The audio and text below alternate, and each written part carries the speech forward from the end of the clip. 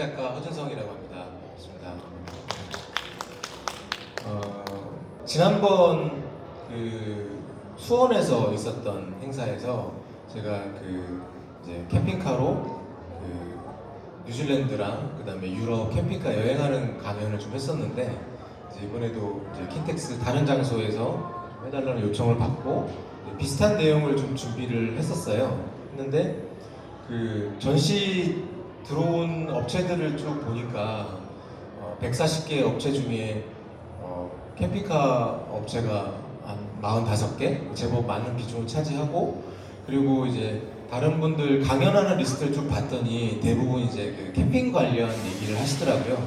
그래서 어쨌든 전시회 한 3분의 1 정도는 이제 RV가 차지하고 있고, 그리고 제가 이제 텐트 및 RV 캠핑까지 전부 다 해봤기 때문에 급하게 좀 주제를 바꿔가지고 오늘은 캠핑 텐트와 그다음에 뭐 RV 중에서도 어떤 종류들이 나의 캠핑 스타일에 좀 맞는지 이런 얘기를 좀 해보려고 좀 내용을 좀 바꿔서 준비 좀 해봤습니다.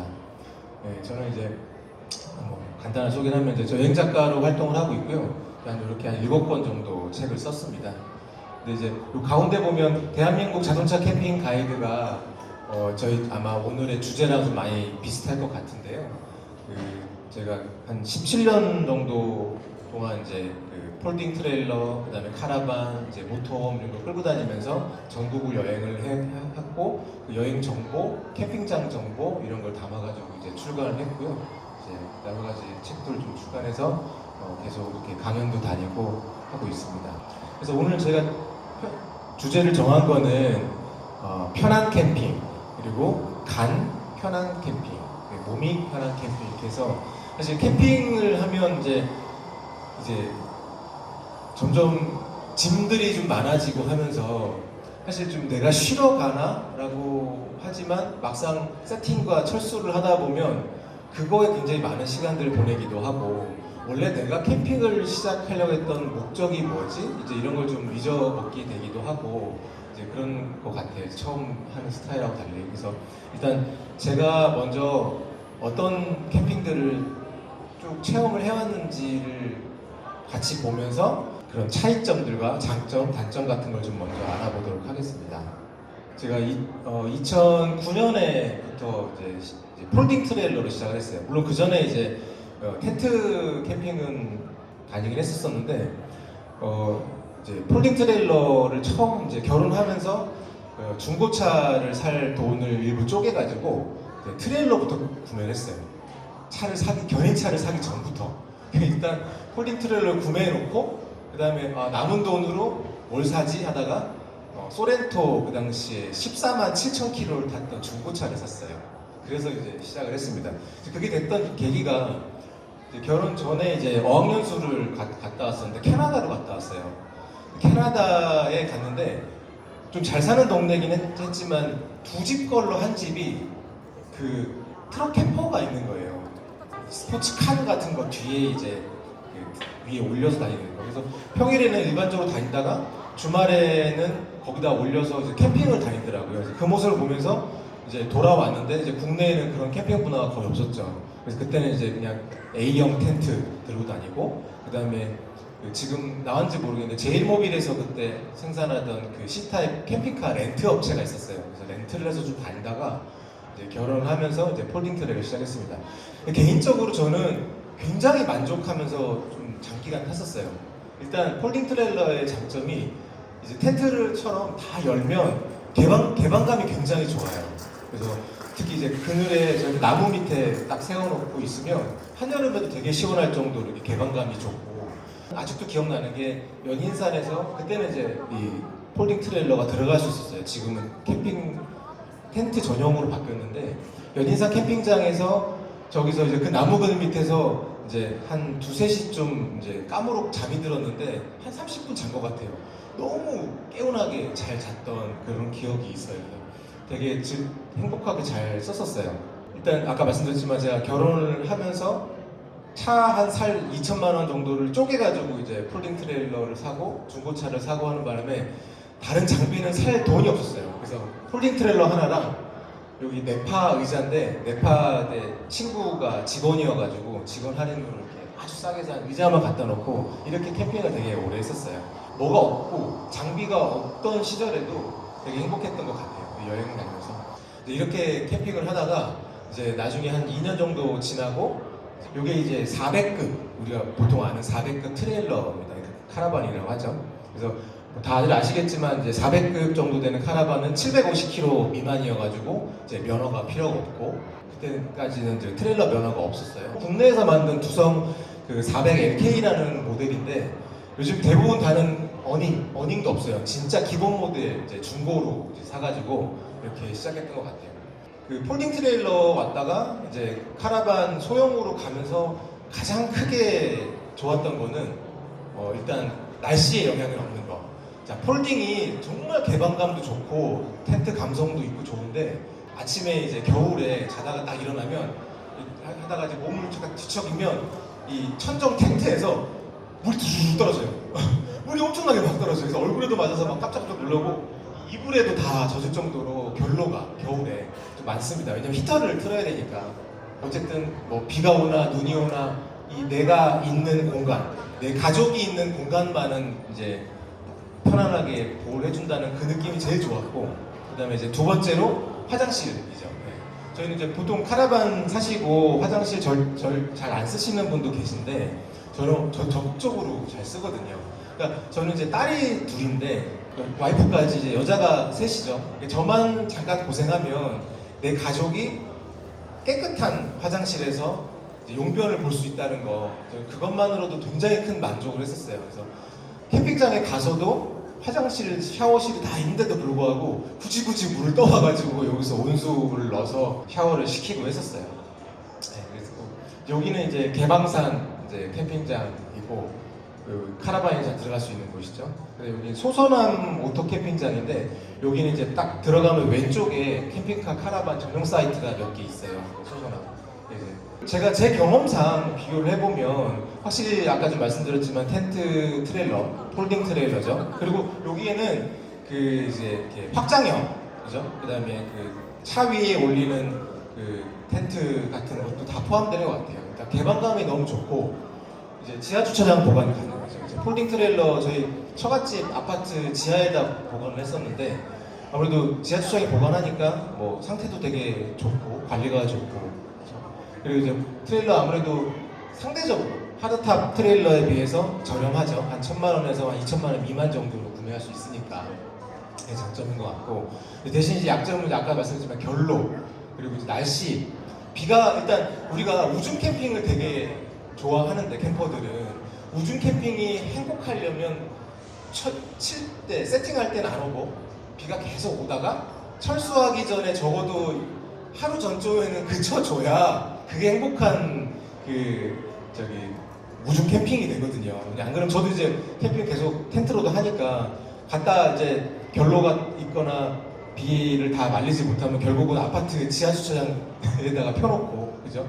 거실에다가 펴놓고 말리기도 하죠. 그래서 아무래도 그런 부분이 있는데 폴딩 트레일러도 마찬가지로 이제 비가 올 때 철수하게 되면 아무래도 이제 다시 어느 날에 이제 지하 주차장이나 어디든 밖에 펼쳐가지고 말려야 되니까 이게 말리지 않으면 나중에 한 2, 3주 있다가 펴보면 굉장히 이제 좀 안 좋은 냄새가 납니다. 그 다음에 이제 아무래도 그 텐트를 접고 펴는 시간이 있으니까 카라반은 이제 도착해서 바로 일단 추가적인 세팅이 필요 없이 기본적인 집이 구성된다고 하면 이제 폴딩은 세팅 시간이 좀 필요하긴 하죠.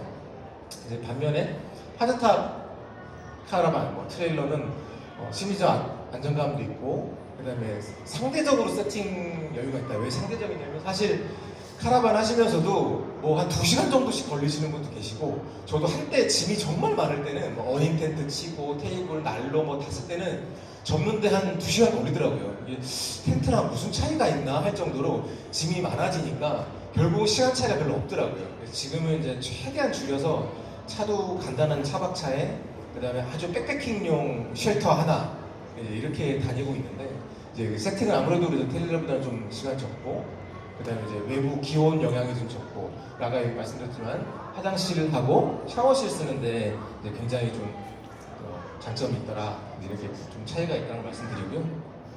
약점은 그렇죠. 이제 초기 투자 비용이 많이 들죠. 그리고 감가도 크고 이건 좀 장점이자 단점일 수도 있는데 저는 거의 마지막 한두 차량을 빼고는 거의 중고로 샀어요.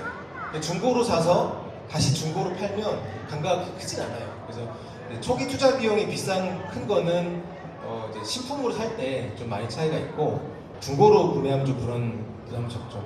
그래서 이제 개인적으로 이제 그 트레일러 분들이 사기 전에 고민이 없던 부분이었다가 나중에 다 고민하는 부분 중에 하나가 이제 보관비, 보관에 대한 이슈가 있습니다. 그다음에 뭐 면허 취득도 필요하고 안 한다 하더라도 안 하는 작은 카라반이라 하더라도 당연히 이제 운전에 어려움이 있죠. 그래서 이게 제가 카라반을 한 4, 5년 정도를 끊었는데 면허도 있고 그런데도 불구하고 그 트레일러를 끄는데 대한 운전 스트레스는 있었어요. 그러니까 계속 신경을 써야 되니까 뒤에 잘 달려오는지 이거 혹시 사이에 끼는지 좀 등치가 더 크다 보니까 폴딩보다는 좀 운전하는데 좀 어려움이 있더라. 네, 그래서 제가 이제 소형 트레일러를 타다가 이제 그 면허를 따고 이제 보통 우리가 500급이라고 얘기하는 카라반으로 이제 옮겨갔어요. 차도 좀 이제 모압이 좀 큰 견인차를 끌 수 있게 차도 좀 바꾸고 조금 삶의 질 직장 생활을 좀 오래 하다 보니까 여유가 생겨가지고 가서 좋았던 건 아무래도 공간감이 많이 넓어지기도 하고 좀 고급스럽고 제주도로 갑자기 발령해놨어요. 근데 이제 카라반인데 견인차를 끌고 제주도까지 끌고 가서 거기서 저게 어떻게 운영할 수 있을까 너무 고민돼가지고 굉장히 만족했는데도 불구하고 할 수 없이 이제 제주도 내려가기 직전에 이제 처분을 하고 나는 핑계일 수도 있습니다. 핑계로 드디어 이제 모터홈으로 바꿨습니다. 그래서 이제 이것도 사실은 중고였고 이 성우라는 데서 이 처음으로 현대 캠핑카죠. 이제 현대에서 만든 그 솔라티 캠핑카를 시제품으로 만들었던 이제 그 애를 이제 중고로 이제 찾아와가지고 이제 캠핑 이제 제주도에서 이제 캠핑을 계속하게 됐습니다. 그래서 이제 모터홈하고 그 다음에 이제 카라반하고 큰 차이점이 일단 제가 카라반을 10년 정도 끌면서 항상 생각했던 게 카라반은 장점이 어딘가에다가 정박을 시켜놓고 그 다음에 견인차로 편안하게 여행을 다닐 수 있어서 주변 여행하기에는 굉장히 카라반이 유리하다 이렇게 생각을 했었거든요. 그 말도 틀린 건 아닌데 문제는 카라반은 어딘가로 세워놓은 다음 곳까지가 생각보다 힘들었어요. 그래서 제가 제일 처음에 보여드렸던 자동차 캠핑 가이드라는 책을 쓴 이유도 카라반을 받아주는 캠핑장이 국내에 그렇게 많지가 않았어요. 초반에 어디다 길에다가 세워놓기도 없고 어쩔 수 없이 항상 캠핑장을 가가지고 이제 세워놓은 다음에야부터 시작을 하는 거죠. 근데 이제 아무래도 우리 직장인이다 보니까 빨리 출발해야 금요일 밤 그럼 이제 어딘가 캠핑장 도착하면 한 9시, 10시, 11시 되잖아요. 그럼 할 수 없이 카라반을 보관하기 위해서 이제 1박 2일만 할 수 있는데도 2박 3일씩 이렇게 예약을 해가지고 다녔던 것 같아요. 근데 이제 캠핑카로 오니까 이제 드디어 우리가 속된 말로 얘기하는 이제 노지 캠핑을 할 수가 있더라고요. 주차장에다가 그냥 세워놓고 조용히 안에서 그냥 잠만 자는 거에 대해서 문제될 게 없으니까. 그래서 제일 크게 다가왔던 게 이제 캠핑카 모토홈의 특징은 노지 캠핑이 좀 굉장히 편안해졌고 그냥 지나가다가 그런 경우도 많았어요. 가다가 이제 너무 졸리고 하면 그냥 주차장에서 휴게소에서 잠을 자고 이제 아침 6시, 7시 되면 일어나서 출발하고 그러니까 휴게소에서 하루 자고 그리고 움직여도 크게 부담이 없었습니다. 그 다음에 이제 어쨌든 가는 도중도 이제 여행이 되는 거죠. 가다가 어디 목적지까지가 있는데 가다가 여기 너무 좋다 잠깐 들려서 여행을 하고 다시 즐기고 또 다시 목적지를 이동하고 이제 이런 것들이 가능했던 게 되게 큰 차이점인 것 같아요. 여기는 이제 함덕의 주차장인데 제가 지금 집이 제주 함덕 바로 근처에 있어요. 제주 함덕은 아직도 공식적으로 이렇게 주민들도 차박을 하라고 많이 얘기해요. 그 근처에 카페도 많고 식당도 있고 하니까 아무래도 우리가 사실 캠퍼들이 조심해야 되는 게 차박을 하면서 옆에 텐트를 치고 막 어닝을 넓게 펴놓고 그 다음에 이제 막 옷을 막 흘려버리고 이런 것 때문에 자꾸 문제가 되는 거고 장박을 또 하고 심지어 맞아 여기 함덕의 저 끝에는 제가 4개월 동안 차 한 대가 계속 세워져 있는 것도 본 적이 있어요. 사람이 있는데 그렇지만 않다면 아직은 제주도에서는 인심이 후해서 얼마든지 와서 차박을 하라고 합니다. 그래서 이쪽이 바다예요. 차문을 딱 열면 바로 함덕 바다가 펼쳐지거든요. 나중에 함덕 그 주차장에서는 꼭 차박을 한번 해보시기를 바랍니다. 제가 생각했을 때 그러면 이제 카라반하고 모토홈의 차이점은 일단 카라반이 모토홈보다는 비용이 적죠. 그냥 중고가든 식품가든 따져가지고 한 절반 정도밖에 안 되니까. 물론 이제 견인차라는 게 별도로 들어가지만 이미 좀 견인차가 있다라는 전제하에 비용은 한 절반 정도 저렴하고, 그 다음에 카라반을 세팅해놓고 어딘가를 이동할 수 있는 장점 이런 게 있고, 그 다음에 이제 약점은 확실하게 아직도 캠핑장이 그동안 많이 늘긴 했어요. 늘었고 카라반이나 캠핑카에 대한 배려도 많아지긴 했는데, 여전히 그 국내 캠핑장 중에 카라반이나 캠핑카를 댈 수 없는 곳도 좀 많이 있습니다. 그래서 그런 부분이 좀 문제가 되기도 하고, 이제 모토홈은 일단 내 차가 갈 수 있는 곳이면 모두 저희가 갈 수 있죠. 그게 오히려 제일 큰 장점이고, 제가 카라반을 끌 때는 미리 이번 주에 여행을 간다 그러면 그 전 평일날 이제 짬짬이 시간 내가지고 로드맵을 좀 봤어요. 그래서 혹시 내가 이 길로 가다가 아니 이 캠핑장에 진입하다가 내가 혹시라도 유턴하게 되는 상황이 있지 않을까? 카라반을 달고 유턴한다는 건 굉장히 힘들고 번거로운 일이거든요. 그래서 미리 봤어야 되는데 캠핑카로 오면서 그런 일을 안 해도 되는 게 굉장히 좋았어요. 그냥 차 갈 수 있으면 갈 수 있는 거. 그러니까 제일 중요한 건 이제 캠핑카 높이가 있으니까 어디 터널 지날 때 내가 지나갈 수 있는 높이, 그것만 잘 체크하시면 돼요. 캠핑카 렌트를 한 다음에 가장 큰 사고가 자주 나는 게 뭐냐면 여기 위를 처박는 거예요. 이동 과정도 여행이다. 이게 무슨 뜻이냐면 이동 과정에서도 내 집처럼 이용할 수 있다는 게 이제 캠핑카가 가장 큰 장점이었던 것 같아요. 가끔 카라반 처음 하시는 분들이 물어보신 분 계시거든요. 그 카라반 뒤에 끌 때 사람 타고 자도 되냐? 안 됩니다. 안 되고 법적으로도 안 되지만 제가 한번 해봤어요. 제 친구 태워놓고 한 100m 끌어봤거든요. 멀미가 엄청나대요. 흔들려서. 그래서 카라반 절대 뒤에 타시면 안 되고요. 어쨌든 캠핑카는 내 집 안에 타고 움직일 수 있는 거니까 그런 거 굉장히 좋았던 것 같고, 카라반은 캠핑장을 예약을 해야 되고 거길 가야 되니까 내가 예약을 해서 가야 되는 일정을 맞춰야 되는데, 어쨌든 캠핑카나 모토홈은 노지 캠핑 위주일 때에는 일정이 유연하죠. 일정이 변경이 가능하니까 날씨에 따라서 움직일 수 있는 게 되게 좋았던 것 같아요. 대신 이제 단점은 있죠.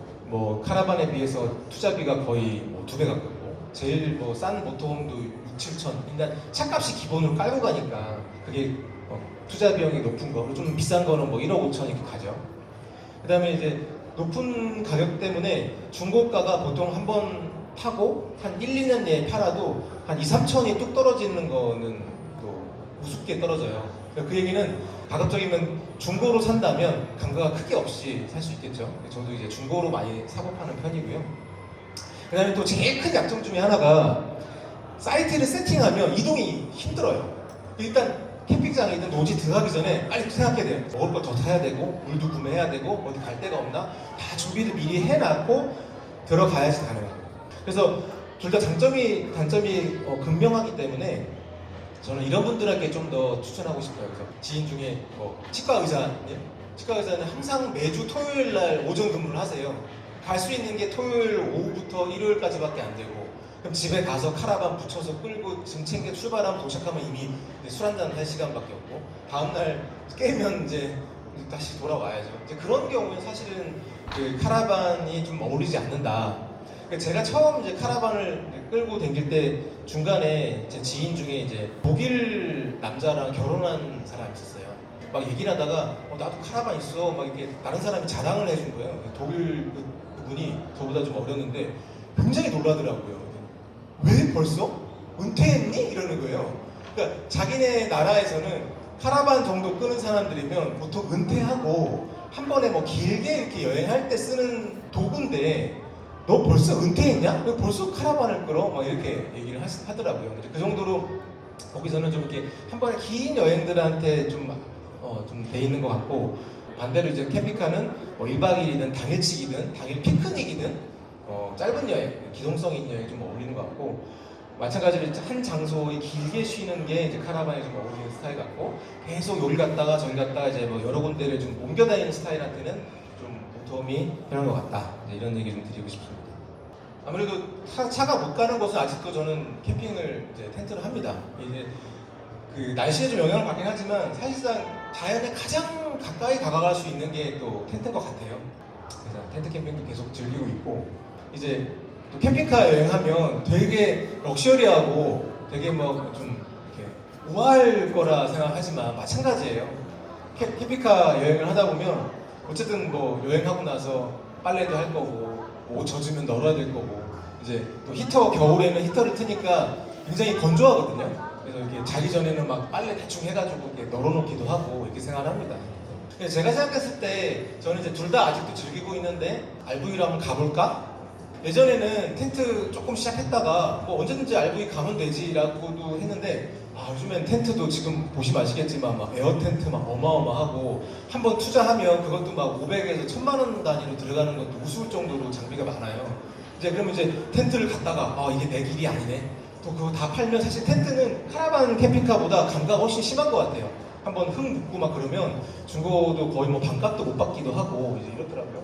텐트가 나한테 더 어울릴까, 이제 RV가 더 어울릴까, 아니 뭐 둘 다도 상관은 없지만 좀 텐트는 좀 더 자연에 더 가까이 간다는 장점이 있는 것 같아요. 그리고 이제 어쨌든 초기 투자 비용이 적은 뭐 부분도 있고, 그다음에 이제 아까도 계속 얘기했지만 날씨 영향이 많고, 이제 세팅하고 철수하는 시간이 좀 오래 걸리고.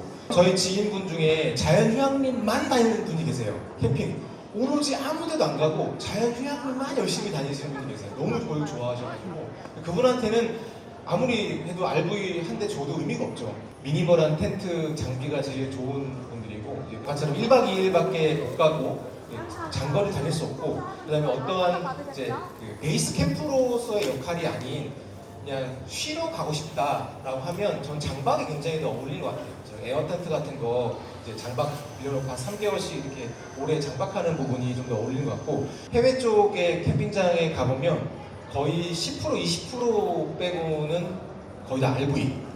그 중에 RV에서 절반 이상이 대부분 정박형입니다.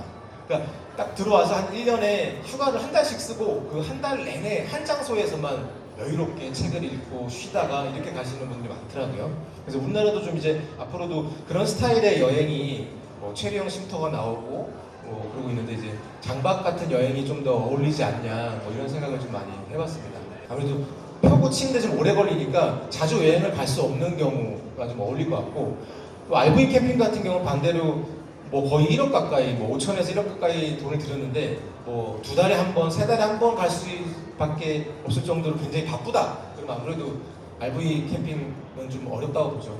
욕심이 생겨서 사셨다가 보통 1년에서 2년 뒤에 파시는 분들의 많은 멘트 중에 하나가 일 때문에 거의 못 나갔어요. 실제 RV 초기에 나오는 모델 중에 10,000km 안 되는 차량들이 굉장히 많아요. 그러니까 그거는 이제 돈도 있고 남들 한다니까 갖고 싶어서 사긴 했는데, 실제로 돈 투자한 거에 비해서 내가 실제로 움직일 수 있는 시간이 짧다라고 하면 2-3천만 원 손해보지 마시고 아예 시작 안 하시는 게 좋을 수 있을 것 같아요. 그래서 아까 좀 말씀드렸던 것처럼 RV는 텐트에 비해서는 안정감도 있고 뭐 날씨에 유리하고, 그 다음에 뭐 로지 캠핑도 좋고 이런 부분. 근데 이제 또 항상 말씀 아까 드렸지만 보관하는 거, 보관에 대한 부분은 미리 좀 준비를 하고 시작을 하셔야 돼요. 그래서 지역에 따라서 저희 제주도 같은 경우는 차량을 보관할 수 있는 장소가 있어야지만 등록이 가능하거든요. 그런 지자체가 있는지, 우리 아파트에 또는 우리 집 근처에 주차를 할 수 있는 곳이 있는지. 마지막으로 넣어놨는데 약간의 손재주, 전 이거 꼭 필요하다고 생각합니다. 이게 정말 완벽할 것 같지만 집보다도 더 약하고 그런 부분이 있어서, 창문 이게 푸시 타입인데 이렇게 그냥 손으로 꾹 밀었다가 깨지는 경우, 풀고 열어야 되는데 그냥 밀다가 깨지는 경우부터 시작해가지고, 그리고 이 대부분의 차들이 이게 카라반이 진동이 되게 심하거든요. 그래서 한 2-3년 운영하고 나면 볼트류가 다 빠져요. 그게 어쩔 수가 없어요, 나무가 되는 이상. 그러면 이제 뭐 손재주가 있으면 간단하게 수리할 수 있으면 좋은데, 이제 그런 게 없으면 그게 다 스트레스예요. 나는 되게 럭셔리하게 캠핑하고 싶어서 1억을 투자해가지고 캠핑카를 샀는데 이제 매 주말 스트레스인 거야. 이번 주에 갔더니 창문 떨어졌어. 이번 주에 캠핑 갔더니 나사가 2개 빠졌어. 이번 주에 갔더니 서랍장이 빠져가지고 안 들어가. 이러면 그때도 계속 스트레스인 거예요. 그러다 보면 나중에 이제 때려치게 되거든요. 그래서 저는 사실 RV를 하시려면 손재주가 조금 있으면 좋겠다. 저는 지금 작은 캠핑카를 몰기 전까지 그 전동 드릴을 들고 다녔어요, 캠핑카에. 의외로 쓸 일이 많더라고요. 좀 더 이제 만약에 이제 RV를 하시게 된다면 저는 요것만큼은 꼭 좀 챙겼으면 좋겠다. 캠핑카나 뭐 모톰, 카라반, 뭐 폴딩 트레일러 모든 걸 이제 섞어서 얘기를 제가 하고 있고요. 브랜드 선정 업체 제 개인적인 생각입니다. 무조건 집은 가까워야 돼요. 무조건. 네. 또는 최소한 자기 집 근처에 그 브랜드의 지점이 튼튼한 지점이 있던지. 이게 아니면 캠핑 그 카라반은 내가 끌고 가서 놓고 올 수가 있잖아요. 근데 이제 모터홈은 고장이 났어. 입고를 시키래. 그럼 입고를 시켜. 그러고 나서 저는 대중교통으로 가야 되는 거예요. 지금 저는 같은 경기도 내부이긴 한데도 불구하고 서울이고 제 업체가 경기도에 있는데도 불구하고 이제 광역버스 2번을 타면 가는데 2시간 정도가 걸리거든요. 이제 그 정도는 이제 투자할 수가 있는데 뭐 부산에서 구매하신 분, 저기 어디 남해에서 구매하신 분들, 심지어 제가 아시는 분은 이제 제주도에서도 구매하셨는데 AS가 힘들죠. 그 집과 무조건 가까운 게 굉장히 좀 중요하다. 오늘 이제 여기 주 대부분이 다 한국 레저 자동차 협회 소속이거든요. 저는 개인적으로 이 협회에 소속돼 있는 정도의 검증된 업체라고 생각을 해요. 개인적으로는. 코로나 시전에 굉장히 많은 업체들이 많이 나왔어요. 그랬다가 막 그때 엄청난 붐이 생기니까, 그리고 그 많은 분들 중에 상당수가 또 다 사라졌어요. 어느 정도 협회에서도 같이 끈끈이 서로 부품을 주고받고 기술 자문을 할 수 있고 하는 그런 좀 소속돼 있는 것이 좀 더 안정적인 업체라고 저는 개인적으로 보이고, 최소한 이제 코로나 때부터 갑자기 커가지고 기술력도 없고 그냥 붐에 이뤘던 보다는 가급적이면 저는 업력이 한 5년 이상 됐으면 좋겠다. 개인적인 생각입니다. 그리고 이제 중고 거래가 활발한 업체. 중고 가격도 되게 중요하거든요. 중고를 사고 파는 것도 중요하고, 중고 가격이 잘 활발한 업체여야지 제 캠핑카를 다시 나중에 팔고 사는 것도 중요한 것 같아요. 해외의 그 문화라고 캠핑 문화나 뭐 캠핑장이 어떤 게 좀 다른가? 이것 좀 한번 보고 가겠습니다. 네. 여기 이제 뉴질랜드에 있는 캠핑장인데 우리나라의 캠핑장 모양하고는 사뭇 다르죠. 그죠? 풀장이 있어요, 저렇게. 제가 겨울이었거든요. 저기 무려 온수풀입니다. 물론 가격이 좀 셌죠. 1박에 한 8만 원 정도 해요. 근데 사실 우리나라 경기도권의 캠핑장들 대부분 요즘에 5만 원 하고요. 화장실하고 샤워실 요즘에 따로 있는 프라이빗 캠핑장 생기기 시작했어요. 거기 8만 원, 뭐 7만 원 하더라고요. 1박에. 그것도 없어가지고 막 예약하기도 힘든데, 여기는 한 8만 원 정도 되면 온수풀이 있는 캠핑장. 그 다음에 이제 커뮤니티 센터에서는 뭐 요리 가능하고 빨래, TV 시청, 그 다음에 위에처럼 이제 뭐 게임방 이런 게 다 있어요. 이제 이런 게 이제 이렇게 돼 있습니다. 그리고 그 RV가 국내보다 훨씬 더 인프라가 잘 돼 있고, 사실 국내에서 제가 17년 동안 RV를 운영하면서 사실 많이 불편했던 부분이 이제 이런 점이에요. 여기 해외 캠핑장에서는 요거는 이제 독일에 있는, 스위스에 있는 캠핑장인데 이렇게 여기가 물 빼는 곳이에요, 공식적으로. 그래서 똥통을 비우는 건 아니고 이제 블랙워터가 아니고 그레이워터, 하수를 버릴 수 있는 곳이 따로 있고, 그 다음에 이제 물을 채울 수 있는 선이 다 따로 있어서 이렇게 딱 세워놓고, 줄도 길잖아요. 뭐 이쪽 저쪽이든 물도 다 채울 수 있고, 그 다음에 입구든 아니면 안쪽이든 블랙 탱크라고 하죠. 이제 똥통을 비울 수 있는 곳도 덤프 스테이션이 다 있어요. 이렇게 있는데 사실 국내는 잘 없어요. 그래서 최근에 생긴 이제 지자체, 아무래도 협회에서도 많이 이제 협의를 하고 해서 그런지 밀양에 생긴 캠핑장 하나는 사이트마다 그 덤프 스테이션이 다 생겼더라고요. 이제 그런 데도 있고, 그 다음에 사설 중에 몇 군데도 있긴 한데 나머지에 이제 국내에 등록되어 있는 1000몇 개가 넘고 뭐 몇천 개 되는 캠핑장 중에 이렇게 덤프 스테이션이나 이런 게 돼 있는 게 별로 없어요. 여긴 독일에서 스위스를 넘어가는 곳인데 그냥 주차장이에요. 캠핑장이 아닙니다. 캠핑장이 아닌 주차장 중에 휴게소가 붙어있는 주차장에 이렇게 덤프 스테이션이 있어요. 무료고요. 이렇게 여기는 이제 블랙 워터를 비우는 거고, 그 다음에 그레이는 그냥 땅으로 내리면 땅에 다 물이 빠지는 데 있고요. 여기 넣고 버튼을 누르면 똥통을 이제 헹굴 수가 있어요. 그리고 이제 물도 채우고 이렇게 할 수 있는 시스템 인프라가 굉장히 잘 돼 있어요. 이러다 보니까 아무래도 거의 캠핑장을 갔을 때 80% 이상은 이제 RV를 많이 하시더라고요. 국내도 이런 인프라가 좀 도입이 돼야지 좀 더 우리 RV 문화가 좀 더 커지겠구나 이런 생각이 좀 들고요. 그다음에 이제 캠핑장은 그렇고 노지 캠핑에 대한 문화도 굉장히 극명하게 갈립니다. 국내 같은 경우는 지금 뭐 물론 캠퍼들의 잘못도 있지만 알박기, 뭐 오수 흘리기 이런 거서 있어서 문제가 되기도 하지만 뉴질랜드나 해외에서는 노지 캠핑도 해. 마음 놓고 해. 대신 요 장소에서 이 규율만 지키면 얼마든지 할 수 있어. 이제 이렇게 많이 합니다. 이제 왼쪽에 보시면 프리덤 캠핑이라고 되어 있고요. 여기 보면 이제 노란색 돼 있죠. 잘 안 보이시는데 이 노란색이 여기서 마음대로 해. 장소를 지정해 준 거예요. 법적으로 아무 문제가 없습니다. 없고 저녁 5시부터 아침 9시까지 온리. 그리고 뭐 이틀밤 뭐 맥시멈 이틀 이상 자지 마. 그러니까 장박하지 말라는 거죠. 그러니까 이런 룰만 지킨다면 저기서 이틀 동안 무료로 캠핑하는데 아무 문제가 없는 거죠. 그런 것들이 되게 잘 돼 있고요. 좋죠. 진짜 너무 부럽더라고요.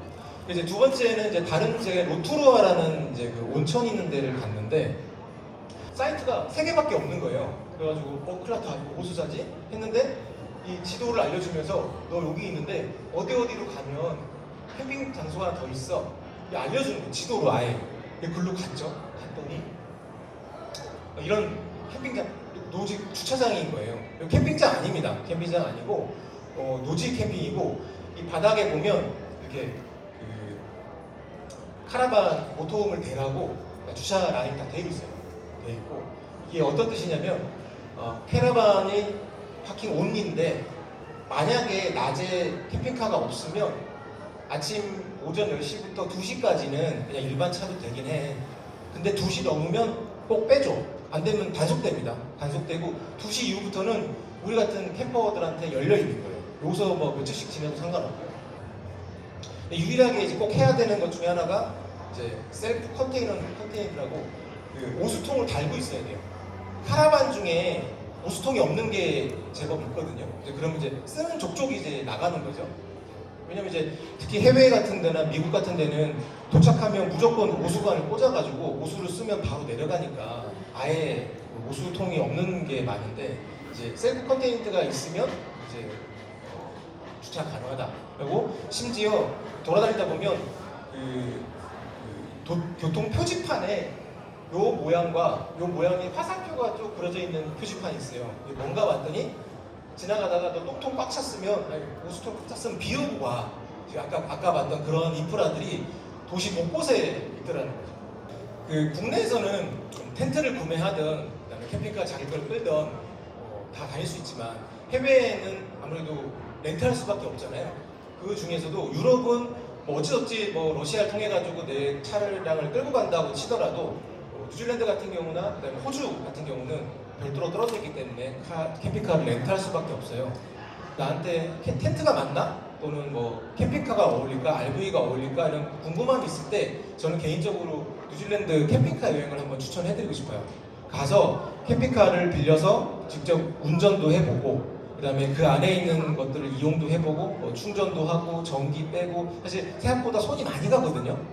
이제 그런 분들 경험을 했을 때 이제 나에게도 맞구나 이런 걸 경험해도 나한테 좀 더 어울린 것 같다라는 걸 판단했을 때 RV를 구매하는 것도 추천드립니다. 그래서 뉴질랜드 캠핑카 여행을 짧게 한번 좀 보여드릴게요. 이제 캠핑카 여행을 하면 장점이 일단 이동수단과 숙소가 한 번에 해결되는 거. 그러니까 지역을 옮기면서 짐을 안 싸도 되는 거죠. 뉴질랜드 같은 경우는 땅이 저희 우리나라의 한 2.5배 정도가 돼요. 굉장히 크기 때문에 거기를 이제 도시마다 이동을 하면 보통 2시간씩, 3시간씩 이동을 하면 숙소가 계속 바뀌기 때문에 짐을 계속 싸야 돼요. 땅덩이 크다 보니까 캠핑카를 빌리면 짐은 한 번 가가지고 캠핑카에 쫙 풀어놓으면 이제 끝이죠. 돌아갈 때까지. 그래서 저는 그게 개인적으로 큰 장점이고 저희 같이 이제 아이들하고 같이 하는 가족한테는 정말 좋은 것 같더라고요.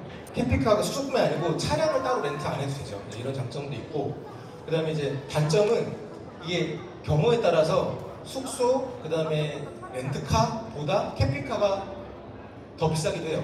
또 캠핑장 비용 있잖아요. 캠핑장 비용이 보통 또 한 6만 원에서 한 8만 원 정도 해외가 하기 때문에 좀 비싸기도 하고 그래서 약간 넘어갈 때가 있어요. 그래서 지금이 아시겠지만 뉴질랜드, 호주는 우리나라하고 계절이 반대잖아요. 지금 가면 여름, 지금이 오히려 성수기고 또 저희 여름에 갔었는데 여름에 가면 거기는 이제 겨울이니까 좀 비수기. 되게 저렴해요.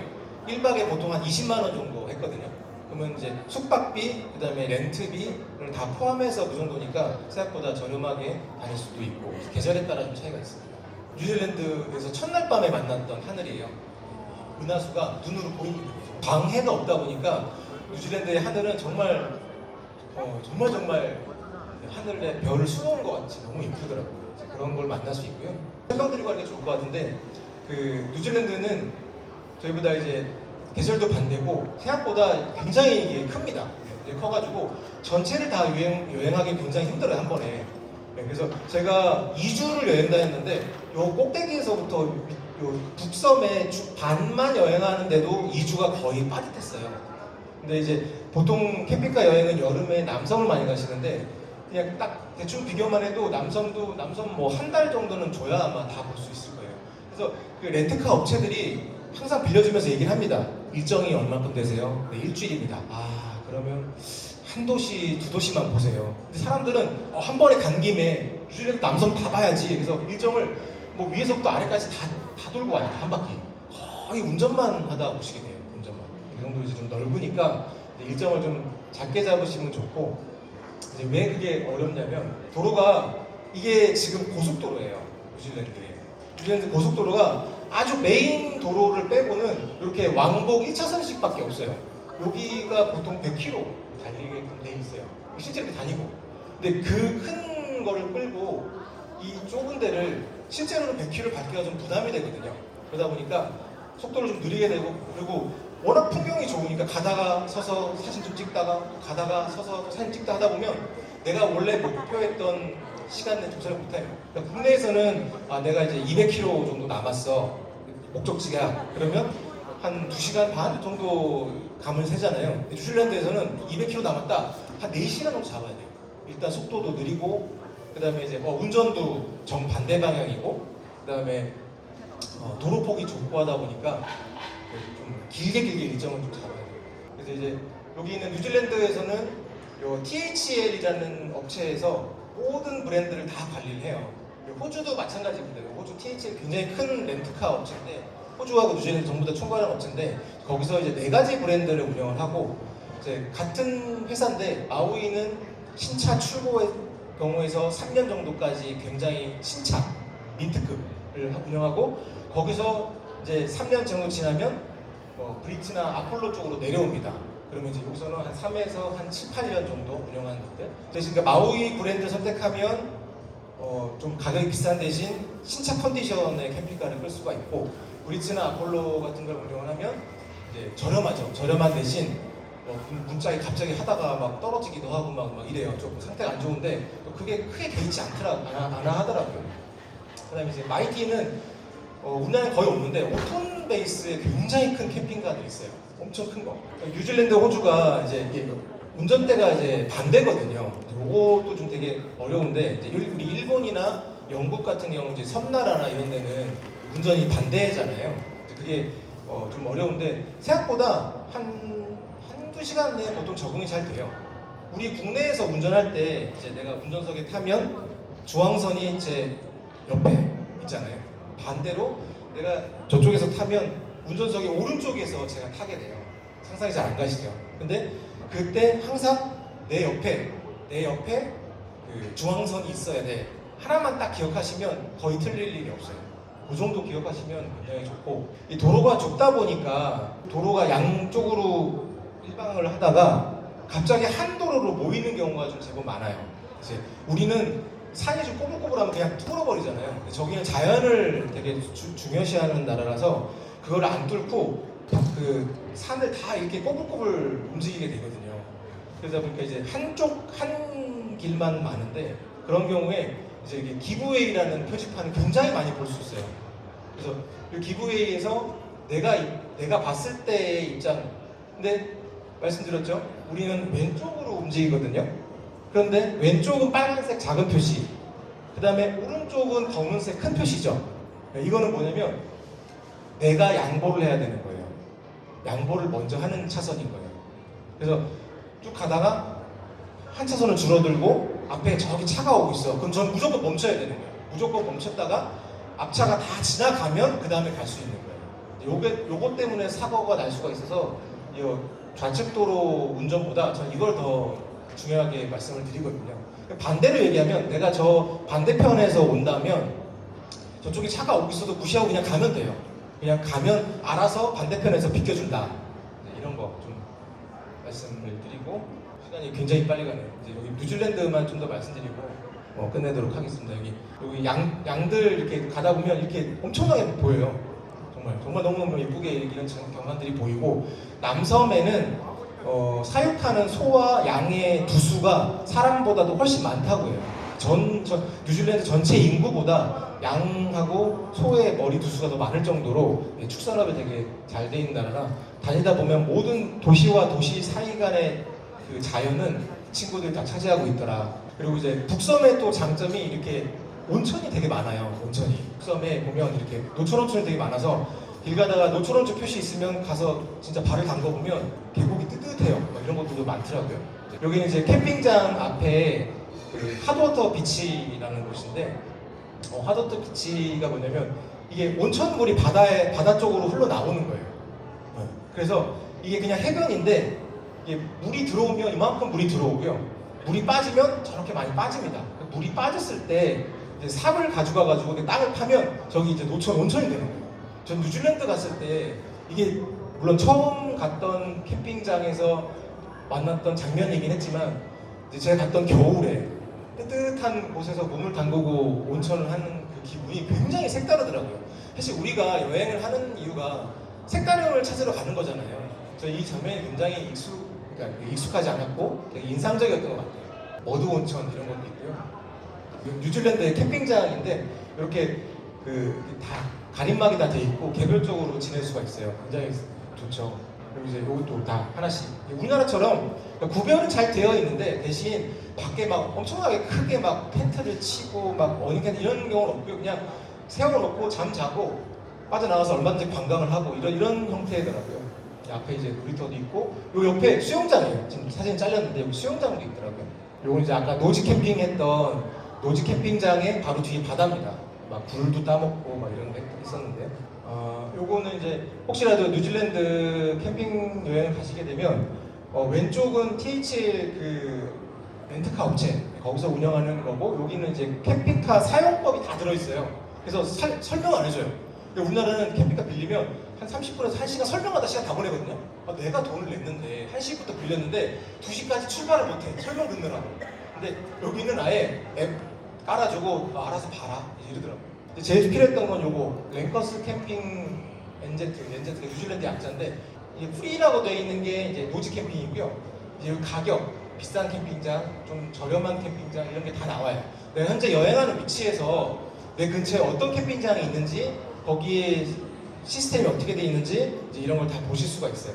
시간이 다 돼가지고 이 정도까지 하는데 일단 제가 한 가지 꼭 드리고 싶은 얘기가 있는데 RV가 됐든 텐트 캠핑이 됐든 뭐가 됐든 저는 캠핑은 이렇게 단순히 주말에 잠깐 쉬러 가서 술 한잔하고 오는 여행이 아니다 라고 말씀드리고 싶고 특히 RV 같은 경우는 그 특정한 아웃도어 그 취미를 위해서 베이스 캠프가 되어야지 오래오래 할 수 있다.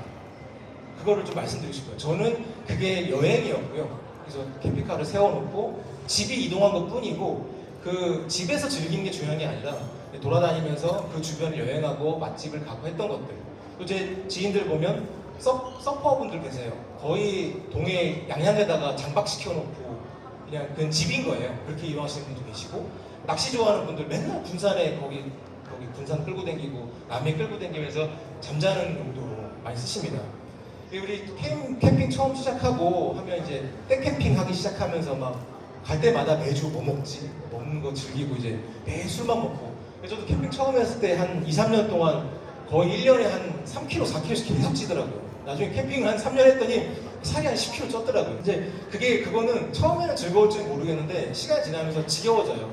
그거는. 그 단순히 그 주말에 어딘가에 장소에 펴놓고 그냥 옮겨져 있는 즐거움. 그 다음에 갔으니까 물놀이 하고 이제 고기 꺼 먹고 술 한잔 했으니까 뻗어 자고 그랬다가 다음날 되면 이제 치우고 돌아오고 이제 이 부분은 실제로 보면 오래 가지 못해요. 아 그럼 캠핑 별로네, RV 별로네 이렇게 되더라고요. 그래서 저는 이제 길게 또 언젠가 저랑 여러분들이 필드에서 만나서 같은 캠핑을 하실 수도 있잖아요. 그런 면에서 꼭 드리고 싶은 말씀은 이 캠핑이 베이스 캠프가 되어서 내가 하고 싶어하는 아웃도어 활동에서 집처럼 한 그 장소의 집처럼 운영이 되고 그거를 베이스로 더 많은 활동들을 계속 꾸준히 이어갈 수 있는 그런 캠핑을 계속 하시고 그 필드에서 언젠가 저랑 만났으면 좋겠습니다. 오늘 강의 열심히 들으셔서 감사합니다.